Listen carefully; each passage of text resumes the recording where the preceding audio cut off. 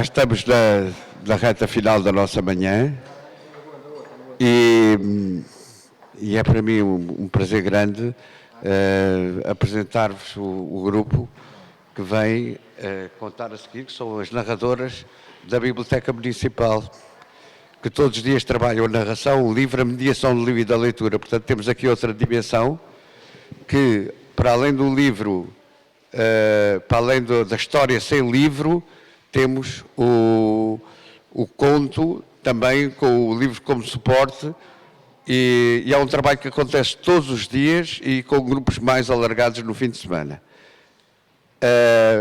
Paula Salema, onde está? A Cláudia Pulquério e a Telma Marreiros, que ficou aqui. Espero que se deliciem com os contos. Tenho. Obrigada.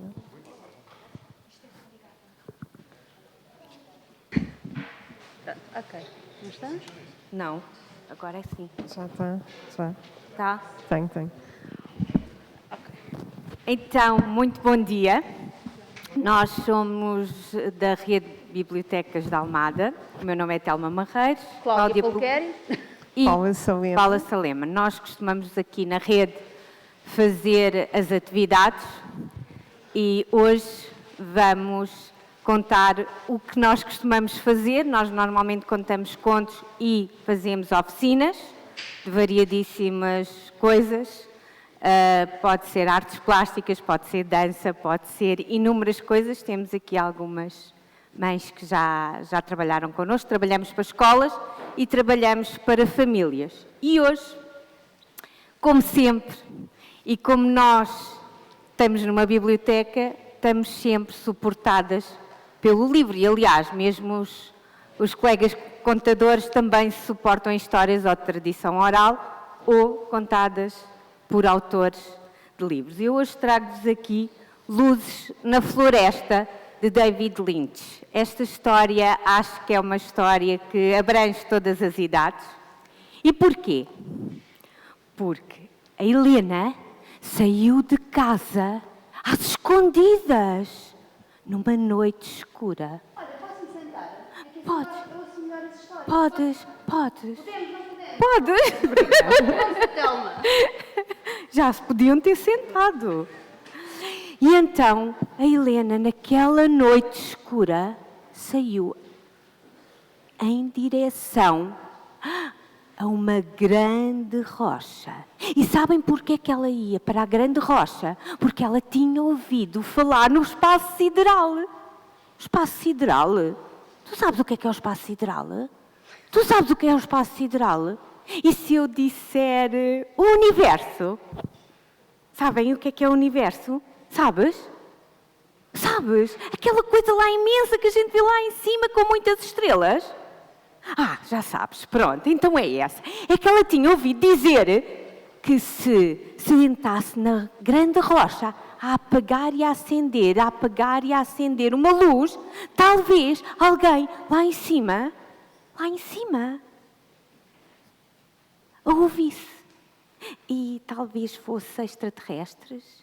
Não sei, ela tinha ouvido e tinha um sonho muito grande, que era ir para as estrelas e viver feliz. Porque ela não gostava muito de viver na Terra. Achava que era... não sei. E então sentou-se na grande rocha, sem demora aí. Apagou e acendeu. E apagou e acendeu. E apagou e acendeu. E apagou e acendeu na esperança que alguém visse a sua luz. E de repente, uau! Apareceu uma nave espacial. E será que tinha um extraterrestre lá dentro? Pois tinha um extraterrestre assim estranho, com um pescoço muito comprido, que saiu da nave e disse-lhe olá. E então, olha, tornaram-se amigos.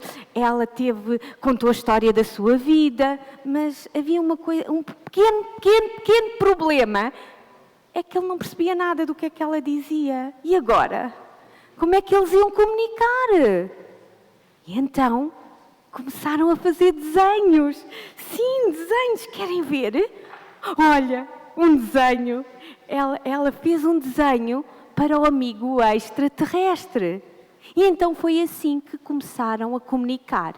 E também, de repente, aquela nave imensa tinha assim um ecrã que se via tudo lá fora. E ela começa a ver umas pessoas lá fora, muito aflitas. Quem seria? Quem seria, Olívia? Quem seria as pessoas que estavam lá fora, as aflitas, assim, à procura de quem? Quem é que tinha saído às escondidas de casa? Quem tinha? Era a Helena. Então não foi ela que saiu às escondidas de casa? Foi. E então a Helena, assim que viu os seus pais, disse: extraterrestre, adeus, até breve. E teve que sair. Os pais não ficaram chateados, nem se lembraram. O que eles mais queriam era a Helena.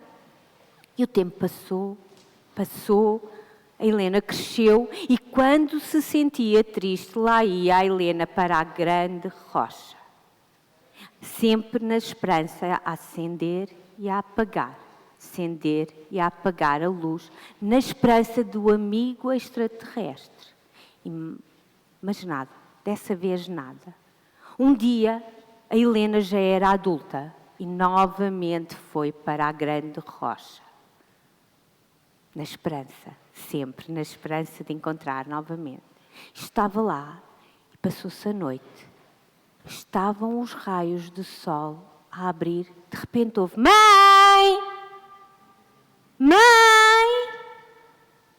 Era o filho que andava aflito à sua procura. Pois claro, a Helena mais uma vez tinha saído de casa sem dizer nada a ninguém. Mas desta vez ela explicou tudo ao seu filho, contou-lhe a história do extraterrestre, desenharam, puseram tachos na cabeça a fazer de antena. Sim, porque a Helena, aquele tempo todo, tentou comunicar com o extraterrestre. Ondas de rádio, ondas de som, luzes, todas as espécies de contacto. Ela tentou fazer, então explicou ao seu filho, contou-lhe histórias e nem sabem, acabaram por adormecer os dois. Depois acordaram e foram.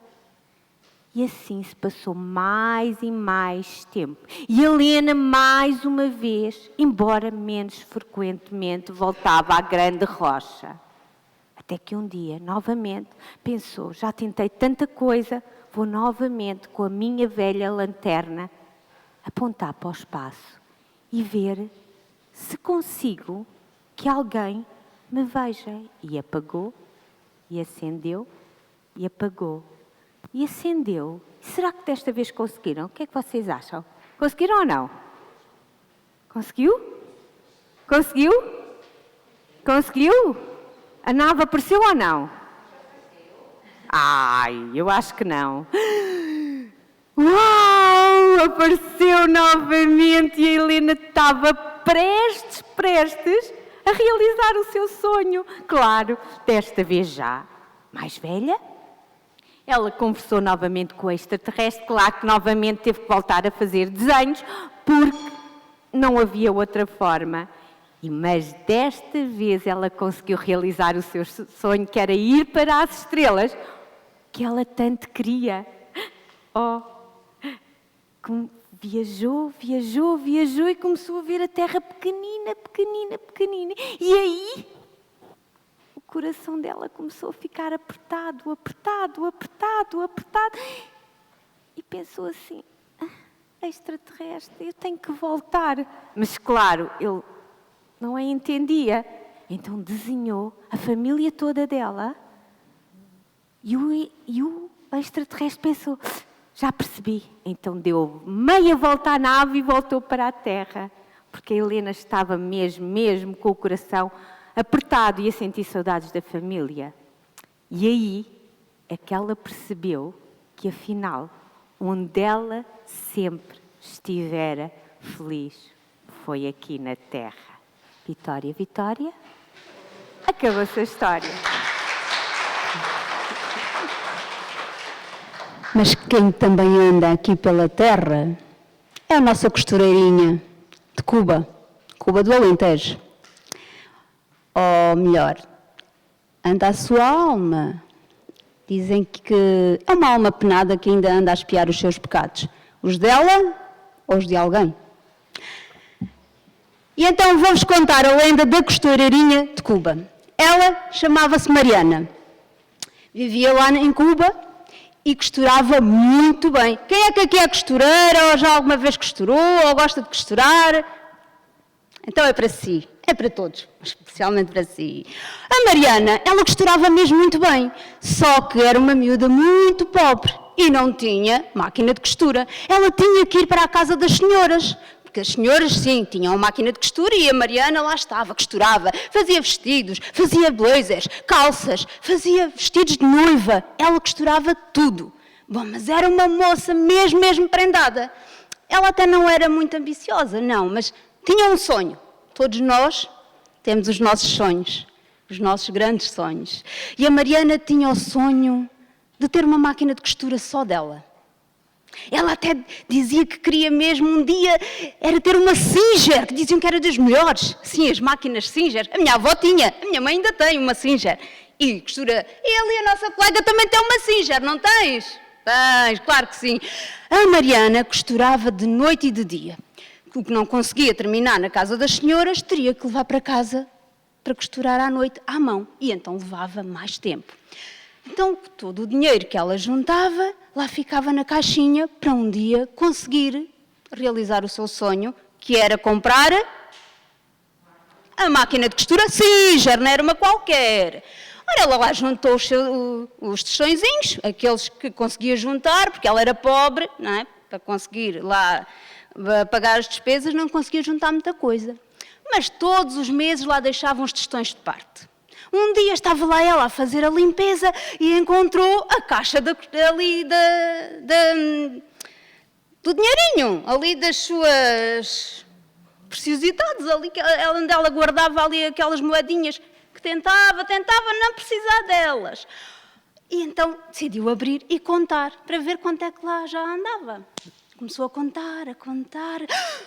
E não é que ela já tinha o dinheiro suficiente para comprar a sua máquina de costura. 3 reis. Era o dinheiro da máquina de costura. Ora, não esperou por mais. No outro dia de manhã, lá foi ela, depois ela a caminho de Beja, lá foi ela comprar lá à loja do senhor Firmino a máquina de costura, uma Singer. Ai, ela voltou para Cuba tão contente, tão feliz. No outro dia, o senhor Firmino ia-lhe lá entregar na carroça a máquina de costura, não é? Porque a Mariana não conseguia trazer a máquina sozinha. Ora, no dia a seguir, lá tinha ela a sua máquina de costura Singer em casa. Começou ali a costurar, costurava. Agora já nem precisava de ir à casa das senhoras. Agora ali na sua própria casa fazia tudo. Os vestidos de noiva, os fatos, os blazers, as calças, tudo. As camisas, ela trabalhava. Mas, tal e qual como agora estamos a passar por esta pandemia, naquela altura também não foi diferente. E a nossa costureirinha ficou mesmo ali com tuberculose. Os médicos já a tinham desenganado. Já ninguém esperava nada dali. Estava mesmo nos fins. Pronto, mas ela, como era muito religiosa, lá se agarrou à sua fé e pediu à Virgem que a salvasse, porque ela ainda tinha muito para costurar, ainda tinha muito para fazer. E era muito nova, claro, ainda nem sequer tinha casado nem nada, era mesmo nova. A Virgem lá lhe concedeu o seu desejo e curou-a. Mas a costureirinha tinha prometido à Virgem que se ela a curasse, lhe oferecia aquilo que ela de mais precioso tinha, que era a máquina de costura Singer, não era uma qualquer. Ora, e assim foi. Ela curou-se e voltou ao trabalho. Mas a máquina de costura fazia-lhe falta. Pois fazia. É que ela sem máquina de costura voltava outra vez ao mesmo. Então pediu à Virgem que a perdoasse, que não podia entregar a máquina agora.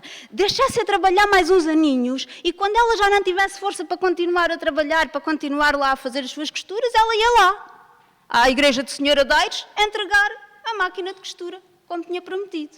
A Virgem, claro que aceitou, concedeu-lhe lá o desejo, e a nossa costureirinha continuou.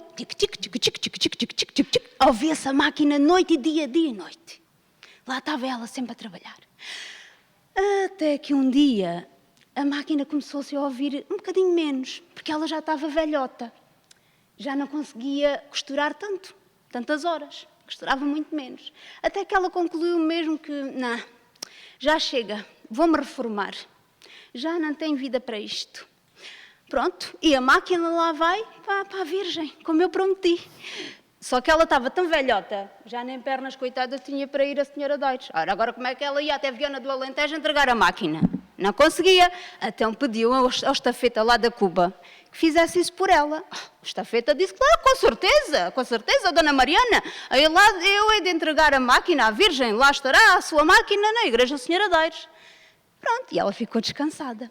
Mas o estafeta, enquanto ia pelo caminho, lá na sua carroça, ia lá pensando, ora, agora aqui uma máquina tão boa, tão jeitosa, agora vou deixá-la na igreja.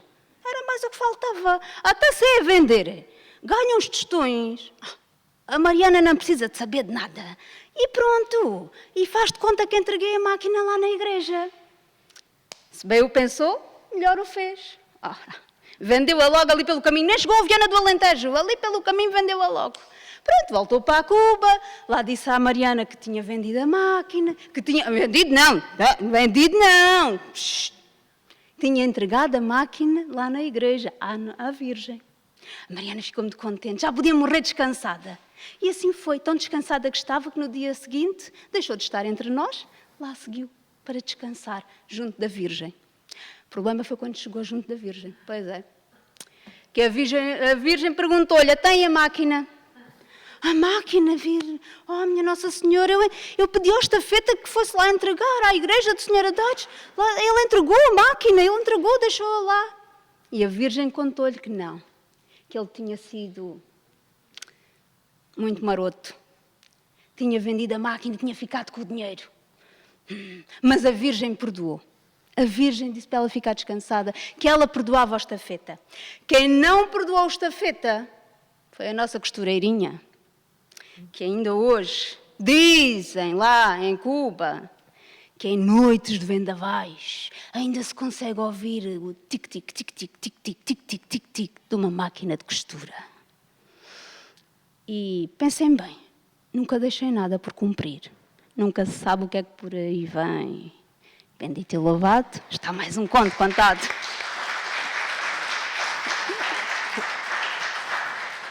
Bom dia a todos. Eu vou contar uma história que também fala de uma promessa que um filho fez a um pai e que foi retirada deste livro do Mercador de Coisa Nenhuma de António Torrado. Há muitos anos, Abdul Ben Farim era um homem de sucesso que tinha uma loja de tapetes. Vendia e alegrava-se, apregoava que os seus tapetes eram os melhores da Pérsia, da Turquia, do Médio Oriente. Para ele era uma fama, era de família que vinha aquele ramo, seu bisavô, seu avô, e agora ele e por fim o seu filho, Rassib, iriam seguir aquela linhagem de vendedores de tapetes. Bem, mas Abdul Ben Farim tinha um problema, é que se admirava que todos os dias o filho dele, em vez de ficar contente de sacudir os tapetes, enrolar os tapetes e esperar que viesse outro freguês para apregoar os tapetes, Rassib bocejava, contava o sol para, todo decidido, ao entardecer, correr a persiana e sair da loja. Ben Farim ficava muito indignado porque é que o seu filho não gostava de fazer aquilo. Rassib todos os dias fugia, corria, como se o tivessem soltado para um jardim e ia-se deitar no chão. Encostava o ouvido e começava a ouvir as raízes a crescerem, os caules das árvores a subirem para o sol e aí sim nascia um sorriso. Rassib também tinha outra teima que era contar todos os dias no carreiro as formigas, não vá alguma se perder e depois como era. Rassib fazia ainda uma outra coisa que era olhar para dentro de um poço e olá! E do outro lado, olá! Todos os dias era o mesmo. Abdul Ben Farim andava muito preocupado, pensava que o seu filho era um tolo, mas os seus professores e os clientes diziam, não, Rassib é muito inteligente, mas não era aquele ramo que queria. Então um dia, Abdul Ben Farin pegou numa bolsa cheia de dinheiro e disse para o filho, olha, e de correr mundo, e de procurar um negócio, e daqui por um ano quero que essa bolsa duplique. Rassib ficou todo contente. Ufa, tapetes para trás. Não quero saber disso agora. Pelo menos durante um ano vou descansar de sacudir tapetes, enrolar tapetes e apregoar. Quem quer os tapetes? De Abdul Ben Farin. Lá foi ele, de terra em terra, até que pensou, que negócio eu vou fazer? Já sei. Encheu 2 cântaras de água e à porta da cidade começou a apregoar. Quem quer comprar gotas de água? Gotas de água? As pessoas aproximavam-se de jarros de cântaros para encherem e Abdul dizia, não, eu só vendo uma gota de cada vez, porque as gotas são muito brilhantes, são formosas. Quando elas se começam a formar, brilham ao sol, depois alongam-se, desprendem-se e logo a seguir uma outra gota vai cair e quando batem no resto da água fazem ondas. Deve ser maluquinho das ideias. E foi-se embora e atrás dele todos os clientes fugiam e já se dizia, não é bom, não é boa pessoa. Abdul teve que fugir de terra em terra. E aquele negócio das gotas de água não estava a levar a lado nenhum. Então pensou, tenho que mudar de ramo. Já sei, teve outra excelente ideia e pelo caminho, pelo deserto, encheu 2 cofres, não, 2 arcas de areia e pôs-se novamente à porta de uma cidade e começou a apregoar. Quem quer comprar grãos de areia? Ou pensavam que era baldes de areia? Não, Abdul dizia que cada mão cheia com areia tinha milhares de grãos de areia, todos diferentes, cada um da sua cor, vermelho, azul, amarelo, todos cintilantes, pareciam diamantes. Quando se aproximavam para comprar, Abdul dizia, não, eu só vendo grãos de areia. E assim foi, não arranjou clientes nenhuns e já se dizia, mercador de coisa nenhuma. Abdul foi correndo de terra em terra, até que pensou, eu não tenho jeito nenhum. O meu pai deu-me um prazo de 1 ano para duplicar a bolsa de moedas que vai emagrecendo para o meu sustento. Já sei. Sentou-se, deitou-se e deixou-se dormir. Ao dormir, teve um sonho e nesse sonho veio a ideia de novamente mercar. E mercar o que desta vez? Começou a dizer, quem quer comprar sonhos, isso mesmo. Um homem muito importante aproximou-se de Rassib e disse, eu quero comprar o teu melhor sonho. Sim, senhora.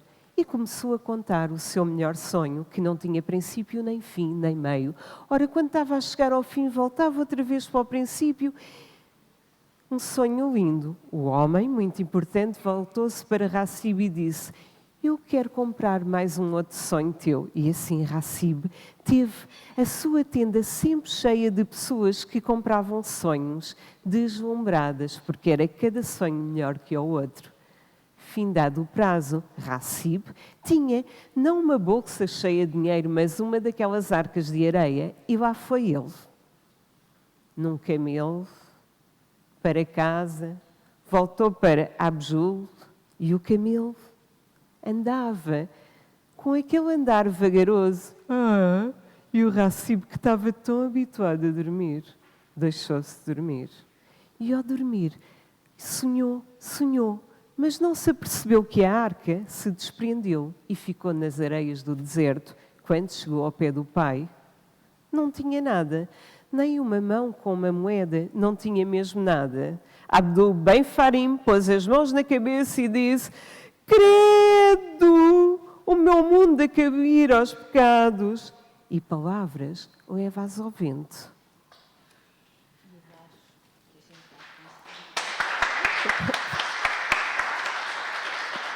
Eu acho que estava aqui a pensar, a gente tinha combinado, mas eu acho que ainda vou conseguir contar aqui o mundo a cair aos pecados. É, não é? Pronto, ali a nosso ponto está a dizer que sim, portanto, a seguir vamos intercalar como estávamos a pensar. Pode ser? Sim. Então, por falar em mundo a cair aos pecados, eu vou-vos contar a história do mundo a cair aos pecados. Então, um belo dia, a Dona Galinha estava numa pereira, sim, e caiu-lhe uma pera. Ai, credo, o mundo está a cair aos pecados. A Dona Galinha, vocês já sabem como é que são as galinhas, voaçantes e sempre histéricas. Ai, Senhor Galo, o mundo está a cair aos pecados. Quem lhe disse, Dona Galinha? Caiu-me agora na minha cabecinha. Fique sem isto. E, entretanto, começa a correr, outra vez baforida, e vai encontrar a lebre. Ai, senhora lebre, saia já daí, que o mundo está a cair aos pecados. Quem lhe disse, Dona Galinha? Caiu-me agora a mim, na minha cabecinha. E a lebre nem lhe ligou. Lá foi a correr, e quem é que ela encontrou desta vez? Uma zebra. Olha, apeteceu-me, foi lá para as Áfricas. Senhora zebra, credo, saia já daí. O mundo está a cair aos bocados. Quem lhe disse, Dona Galinha? Caiu-me agora na minha cabecinha. Entretanto, a zebra, coitada, ai, a galinha já deve estar mesmo variada. E então foi a correr para o outro lado, e encontrou um burro. Ai, senhor burro, saia já daí, que o mundo está a cair aos pecados. Quem lhe disse, senhora galinha? Caiu-me agora na minha cabecinha. E pronto, e lá foi novamente à procura de outro animal. Só que desta vez encontrou a raposa, e como vocês sabem, as raposas gostam de galinhas. Pois é. Então, a galinha diz: oh, sou Dona Raposa, por favor, saia já daí que o mundo está a cair aos pecados. Quem lhe disse, Dona Galinha? Oh, caiu-me agora a mim, na minha cabecinha. O mundo está a cair aos pecados, disse a raposa. Então eu quero ir bem fartinha. Yeah! Abocanhou a galinha, coitada, esvoaçante, mas de repente, pum! O caçador alvejou a orelha da raposa, que lhe saiu pelos, apenas pelos, mas a raposa, assim que sentiu aquele raspão, disse: credo, o mundo está a cair aos pecados. Ora, largou logo a galinha, enfiou-se na mata, pernas para que te quero. E vocês perguntam: e a galinha? Como é que será que ficou a pobre da galinha? Viveu? Não viveu? Pois é, a galinha ficou sem pio e mais ninguém a ouviu. Nesta história tão antiga, acabou e está terminada. E eu já tenho a minha cabeça tão cansada. Ela tem a cabeça cansada e eu a barriga vazia. Por isso é que vos vou contar a lenda da sopa de pedra. Sabem de onde é que é a sopa de pedra? A originária é de... Isso mesmo. Ora, então conta a lenda que andava um frade ali nas suas peregrinações e calhou passar para os lados de Almeirim. E ele já ia assim, com um ratito assim na barriga, já ia assim com... Estava ali um buraquito assim na barriga, já estava ali a precisar de tomar qualquer coisa. Mas ele era muito orgulhoso. Não, ele não era cá de bater à porta e pedir esmola, nem pedir um pratinho de comida. Não, senhor. Não, ele não fazia cá dessas coisas. Mas tinha uma pedra. Então, o que é que ele ia fazer com aquela pedra? Teve uma ideia, assim, porque os frades têm boas ideias. Ora, ele bateu lá à porta lá de um casal assim já muito velhote, e disse: oh, bons homens, bom casal, eu tenho aqui esta pedra, mas que era para fazer o meu almoço, mas como estão a ver, eu levo aqui poucos pertences e queria apenas que os senhores me cedessem assim uma panela e um bocadinho de água. Ora, claro que eles mandaram logo entrar, está claro que sim, então agora nega-se agora uma panela e um bocadinho de água a alguém. Não, entre lá, ponha-se lá à vontade, e tome lá a panela, olha, está ali o lume, que a gente já fez o lume, é mesmo ali que você vai pôr a panela e já está com água. E o frade meteu a pedra lá dentro. E ali começou a levantar a fervura, mas a mulher perguntou, oh, senhor frade, será que nem lhe falta ali assim mais nada, é só mesmo a água e a pedra? Olha, diz bem, minha senhora. É que assim um fiozinho de azeite e umas pedrinhas de sal calhavam aqui mesmo bem só para temperar. Com certeza, e lá foi a mulher buscar o fio de azeite e as pedrinhas de sal. E continuava assim a levantar a fervura aquela sopa. Só que tinha apenas o quê? Pedra, água, azeite e sal. Mas ele começou a olhar para aquilo, já está a ganhar um cheirinho, mas tivesse aqui qualquer coisita para engrossar, isto aqui umas batatinhas, uns restos de feijão de outra refeição, calhava aqui que nem gingas. Ora, a mulher ao ouvir aquilo, disse logo, com certeza, temos aqui umas batatinhas que fomos ali buscar à horta, mesmo há pouco tempo, e tem aqui uns restos de feijão que sobraram do jantar, e meta lá na sua sopa. E lá foi o que ele quis ouvir. Lá foram as batatas, os restos de feijão. E começou a levantar assim fervura mais uma vez. E aquilo já estava a ter assim um cheirinho mesmo bom. Hein? Assim, então já, a esta hora, então vocês estão já a imaginar assim a sopinha que não estava ali comendo com uma pedra. Ora, mas depois ele olhou para a sopa e disse, estás boa, estás. Mas qualquer coisinha assim para dar cor, é que era mesmo, era mesmo de valor. Ora, o homem disse logo, mulher, vai lá à despensa, traz lá ali um bocadinho do nosso chispe. Vá, traz lá. Olha, temos ali uns enchidos também do porco que a gente matou a semana passada. Vá, traz lá. Ora, e deu ao senhor frade, e o senhor frade lá meteu também o chispe, os enchidos. Ela até lhe trouxe um raminho de salsa lá para dentro. Umas couves, que ela tinha ido apanhar à horta também lá. Umas couves picadinhas. Ela até picou as couves. Senhor frade, tome lá umas couvinhas picadas. Lá para dentro. E aquilo começou ali a formar-se uma sopa. Vocês estão a sentir também, não é? Já ia agora uma sopinha, não é? E aquilo começou a levantar ali fervura, começou a ficar mesmo cheirosinho, assim mesmo. Ele tirou a panela do lume e vá-te comer, com a colher que trazia no bolso, vá-te comer. E o casal a olhar, e ele a comer. Quando comeu a sopa toda, estava mesmo satisfeito. E a mulher e o homem também, o marido, olharam para a panela já vazia. Senhor frade, estamos a ver que a sopa estava mesmo boa. Até e a pedra?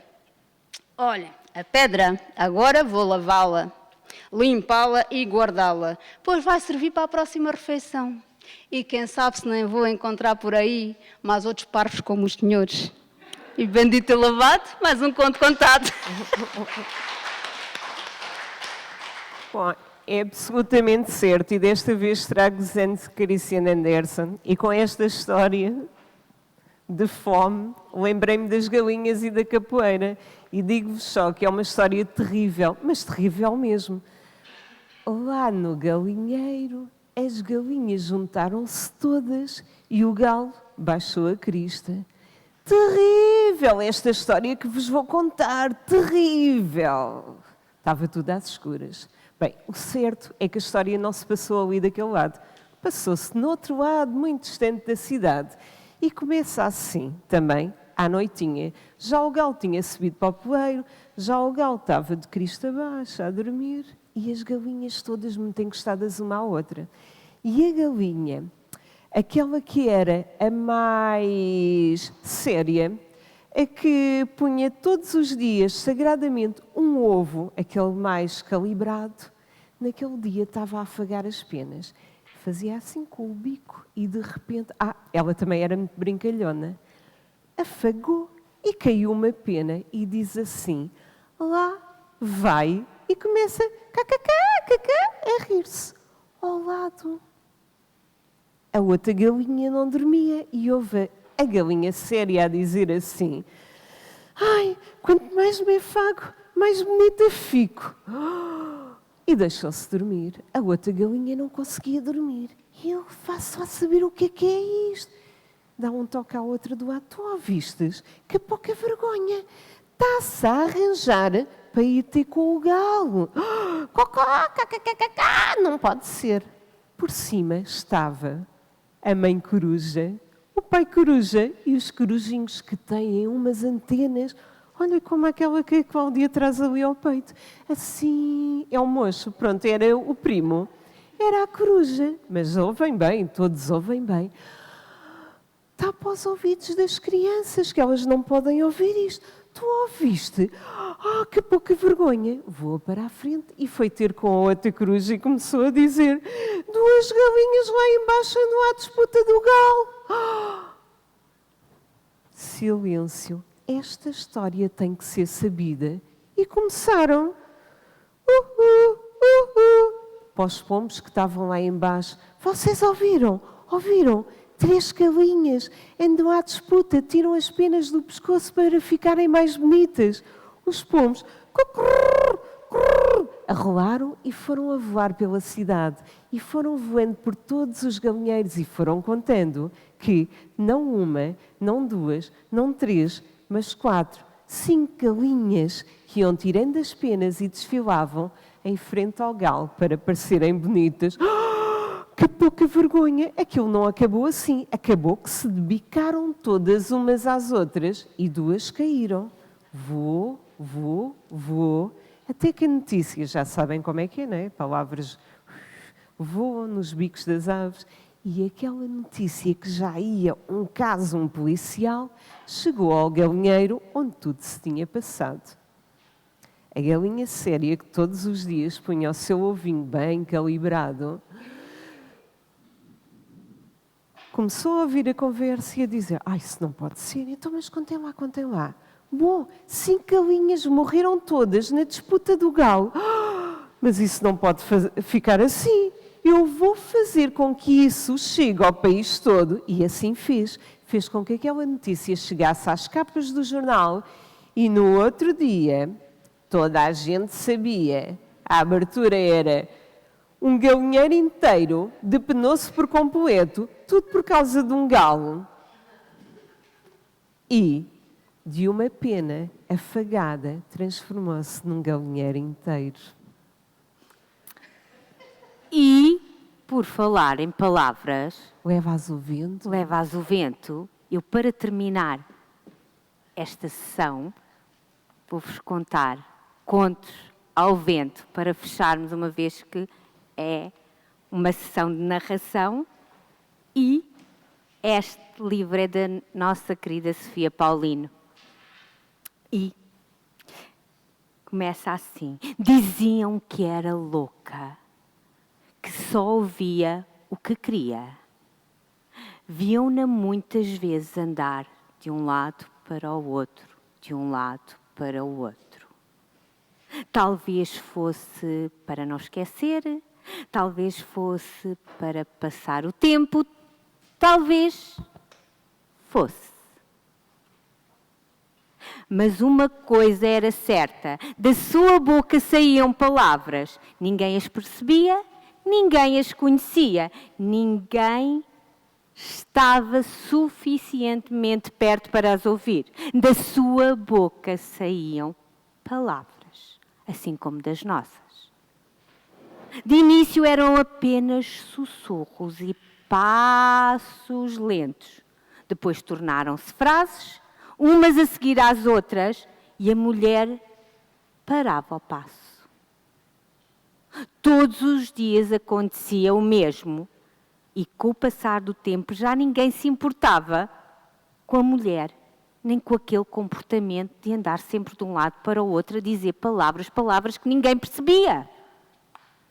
Mas um dia aconteceu algo. A mulher não apareceu. Ninguém notou. Mas no segundo dia, 3 pessoas pararam à sua procura. E nesse terceiro dia o caminho encheu-se de gente que a procurava. No 4º dia, o sol parecia mais quente, as árvores não se mexiam, as ervas não baloiçavam, o vento não soprava. Uma voz perguntava o que tinha acontecido e muitas vozes alvitravam. talvez tivesse mudado para outra cidade, talvez estivesse doente, talvez estivesse na Lua. Boa, Mateus! Mateus, boa! Na Lua. Pode ser, eu gostava, nesse dia, nesse tal dia, que eu fosse para a Lua. Enquanto falavam, sem se darem contas, essas pessoas que alvitravam a história andavam de um lado para o outro, de um lado para o outro, e o caminho enchia-se de gente que falava a alvitrar coisas que ninguém sabia. E aos poucos o sol parecia mais suave, as árvores esticavam os ramos e as ervas dançavam. O vento soprava suave e sussurrava. Pedia palavras, arrastava melodias. Fazia perguntas aos ouvidos de quem passava. E as vozes iam respondendo, iam falando, contando as suas histórias. O que é certo é que daquelas bocas, das suas bocas, saíam palavras. E sem se aperceberem, Sério? todos contavam contos ao vento. E está terminado. Miguel. Obrigada. Muito obrigado.